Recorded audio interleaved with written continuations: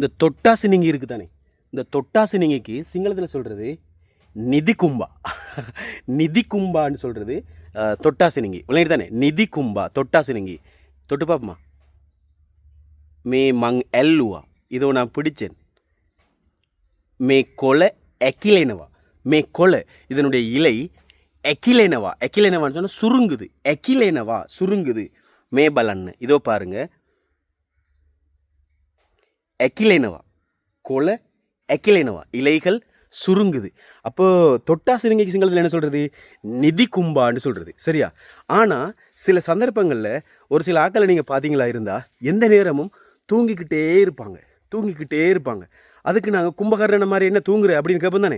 அந்த கும்பகர்ணன் சொல்கிறோம் தானே, அதுக்கு அந்த மாதிரியான சந்தர்ப்பத்தில் கும்பகர்ணன் மாதிரி என்ன தூங்குறது நித்திர கொள்வது அப்படின்னு கேட்போம் தானே. அந்த டைமுக்கு நிதி கும்பான்னு சொல்லுவாங்க. அதுக்கு விளையாட்டு தானே. நித்திர கலக்கமுடையவன் நித்திர கொள்ளக்கூடியவனுக்கு சொல்கிறது நிதி கும்பா. ஆனால் தொட்டாசினிங்கிக்கும் நிதி கும்பான்னு தான் சொல்கிறது. விளையாட்டு தானே. நல்லா ஞாபகம் வச்சுக்கொள்ளுங்க. நிதி கும்பா தொட்டாசினிங்கி. கொலைண்டா இலைகள் எக்கிலேனவா சுருங்குது.